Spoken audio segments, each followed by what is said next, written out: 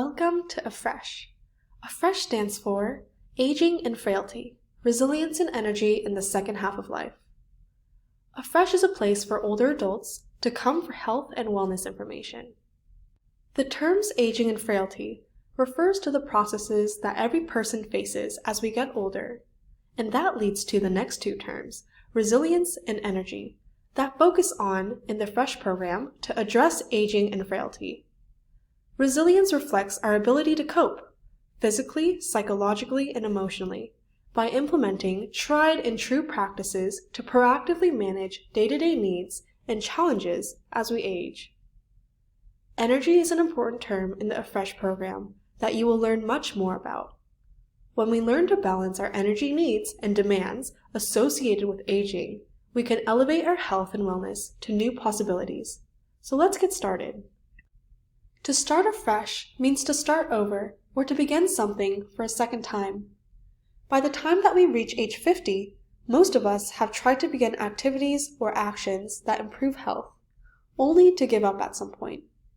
Perhaps it is exercise or starting a diet, or maybe it's trying to break a bad habit like drinking too many sodas. The AFRESH program is designed for adults who have reached age 50 and are interested in starting afresh towards a healthier lifestyle and better management of many of the conditions that surface as we age. You are also probably aware that the recent pandemic, COVID-19, is affecting older adults at a much higher rate. In fact, deaths from the COVID-19 rise dramatically after age 55, with 8.4% before age 55 and 91.6% in adults age 55 and above. The AFRESH program directly addresses actions that can be taken to increase knowledge and awareness and reduce risk of contracting the virus. The AFRESH program is designed specifically for adults who have reached age 50, an important decade and milestone. Our 50s are a time point when weight gain and blood pressure often become a problem. Cholesterol and blood sugar levels may rise, and risk factors for chronic diseases and certain types of cancer are more prominent. Age 50 is a good time to refocus on lifestyle and the many factors that influence our general health. At this point in life, there are less distractions and more time to focus on staying healthy. Age 50 and beyond is a good time to refocus on safety as well as our physical, mental, and emotional health. 4 components highlight the AFRESH program. First, AFRESH focuses on changes in our bodies as they relate to the body's ability to make energy. Energy is needed for all body functions, including the most obvious, such as movement and strength, but also the less obvious, like brain function and heart health. Second, AFRESH recognizes that lifestyle change is hard, and that coaching or support from knowledgeable partners can help. Third, AFRESH incorporates an understanding that habit formation is essential to making lifestyle change that is sustainable. We make habit formation a priority before we begin to focus on achieving targeted goals for exercise, weight loss, or diet change. Fourth, AFRESH emphasizes safety and the measures that we can take to stay safe and prevent injury. Finally, and perhaps most important, AFRESH acknowledges that life eventually comes to an end for everyone and takes a realistic look at the trajectories of aging that eventually lead to end of life. We know that if we can think about the end of life well, before we get there, we can live a higher quality life, experience better while living, and live longer. AFRESH talks about the word frailty, an unappealing term, but important condition that often precedes the final phase of life. Helping people understand what frailty is and how to mitigate and delay frailty can be pivotal in prompting lifestyle change. Now, let's talk a little more about these 4 components. The reason we talk about energy and aging has to do with the word frailty. Frailty happens as we age because of the slow and gradual loss of the body's ability to make energy. As our bodies lose the ability to make energy, we become weaker. As older adults get into their 70s and 80s, they often begin to experience falls, and if an older person falls, it is much harder to recover from an injury than when they were young. The word energy is a physics term that represents the conserved quantity of an unseen substance that cannot be created nor destroyed, but that is essential to make things work, including all bodily functions. In the human body, all energy comes from special organelles within our cells, called the mitochondria. Mitochondria, or energy engines as we call them, are most abundant in our cells in our late 20s and early 30s. As we age, we gradually lose the ability to make energy by about half to 1% per year until we reach the end of life.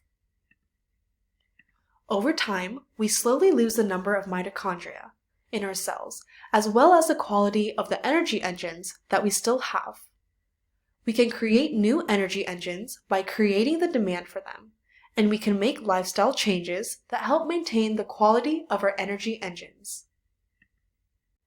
Going back to the 3 energy tanks we showed you, when we are young, we have plenty of energy in the potential tank. Even if we are out of shape, we can fill that tank back up pretty quickly through exercise. As we age and our energy engines or mitochondria lessen and don't work well, we begin to borrow from the available tank. Signs of borrowing include getting short of breath easily, muscle and joint aches, and indigestion. As we get near the end of life, the potential tank is depleted and the available and essential tanks are markedly reduced to the point that we don't have enough energy to sustain life. Now, let's talk about habits. Habits are developed over time. Sometimes they are not good, but sometimes they are bad. Let me say a little bit more about that. Habits are automatic tendencies or practices. Habits are an effort-saving instinct of the brain, designed to help the brain function more efficiently. An efficient brain doesn't have to constantly think about basic behaviors, and they occur when the brain converts a sequence of actions into automatic routine as we repeat those actions over time. A good habit is brushing teeth every morning, and a bad habit is eating too many sweets. Both are perpetuated because of the science of habit formation. Habits involve 3 components. First, a prompt or a cue tells the brain to go into automatic mode and which habit to employ. Second, a routine is established, be it a behavior, thought process, or emotion. Finally, a reward or outcome occurs that tells the brain whether the habit is worth remembering. For a good habit, the reward might be a sense of accomplishment or tangible evidence of success. For a bad habit, the reward might be a temporary sense of relief that one gets from drugs or alcohol, or a sense that we are mistakenly somehow protecting ourselves when we engage in certain emotions like anger, judgment, and jealousy. Over time, these components, prompt, routine, reward, become automatic and intertwined until a habit is formed. To form a habit, 3 things have to occur. First, we have to feel motivated to do the behavior. An example might be taking a shower because I want to feel clean. Second, we have to have the ability to do the behavior. I have no difficulty turning the water on and getting in and out of the shower. Finally, we need a trigger. I am really sweaty from being out in the hot weather all day. I think I'll take a shower. Taking a shower falls in the action green zone. Some final important points about forming a habit include 1. Clarifying the aspiration, 2. Exploring all possible behavior options, and 3. Matching the chosen behavior with another specific behavior. This slide gives an example. Let's say I aspire to feel more energetic. I know that we build energy through physical activity, so I choose the behavior of walking. My options include 1. Going outdoors to walk where I can enjoy nature, 2. Walking on the treadmill in my basement, or 3. Walking back and forth in a long hallway for 20 minutes. I decide to walk in nature, but to use the hallway if the weather is bad. Finally, I decide to walk in the morning right after I eat my breakfast. I'm brighter in the morning, and if I walk first thing, I feel a sense of accomplishment. Most people do not like to think about their own death. In fact, we unconsciously avoid thinking about it because of the unpleasant emotions and ambivalent feelings that surface when we do consider our mortality. This is called death denial. As we age and begin to realize our vulnerability to death, we often resist those thoughts because they make us uncomfortable. But the truth is that we are all going to die, and facing our aging, vulnerability, and mortality can actually improve our happiness and bring a sense of peace and relief. Research shows that people who contemplate their aging and mortality live better and longer than those who don't. Within the Refresh program, we talk about trajectories of aging that lead to the end of life, including the development of frailty. We also talk about the most common signs that end of life is approaching and strategies to think about in preparation. During the Refresh program, we will cover 8 specific focus areas, and we will cover one topic per week. A speaker will spend about 25 to 30 minutes covering the topic in the slide presentation. The speaker will explain why the topic is important to think about as we age and will offer practical advice and tips for setting goals in the particular focus area. For example, during the Safety Week presentation, the speaker will talk about 1. Home safety, 2. Driver safety, 3. Fall prevention, and 4. Staying safe during the COVID pandemic. After the speaker presents, we will divide the Refresh participants into small breakout groups, and you will be grouped with 2 student volunteers who want to get to know you and help support you throughout the program. For about 30 to 45 minutes, your small group will talk about the weekly topic. This is where you might talk about elements of habit formation.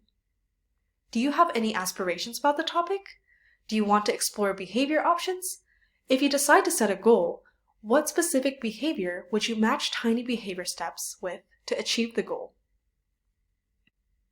In our module or topic area on physical activity, you will learn about how much time each week we need to engage in exercise that maintains strength, endurance, balance, and flexibility. All 4 are important, and we can help you decide what works best for you. In our nutrition module, you will learn about the most important food sources for the aging body. We also discuss the importance of drinking water to hydrate the cells of our body and the amount of fiber needed on a daily basis. Mind-body health focuses on the link between our brain and thought processes and the effect that the thinking mind has on the rest of our bodies. This is an important and interesting topic. In our sleep and rest module, we will discuss how much sleep is needed for health and wellness and ways to ensure a good night's sleep, as well as calm and relaxation during the day. Relationships and community emphasizes the importance of social connections. Our safety module focuses on 3 areas specific to aging: safety in our home, driving safety, and fall prevention. In this period of coronavirus, we also include a module to help you understand why older adults are affected so differently. Finances and legal issues focus on topics related to aging, like wills, records, power of attorney, and important documents. Finally, the healthcare decision-making module prepares individuals for health-related issues that may occur as we age and encourages us to think ahead and make important decisions ourselves so that our personal wishes are respected. The Refresh program covers information that can help individuals feel empowered to manage their own personal trajectories of aging and to age more contentedly. Refresh entails an understanding of frailty and the pathways that lead to end of life, but also the many things that we can do and the many actions that we can take to be in charge of how our personal aging process plays out. Life is precious, and every life contributes to value to society, communities, and relationships. Refresh aims to help older adults realize their value while on their personal aging journeys. A legacy is what we pass down to others or what we want to be remembered by. what will you be remembered by? What do you want that to look like?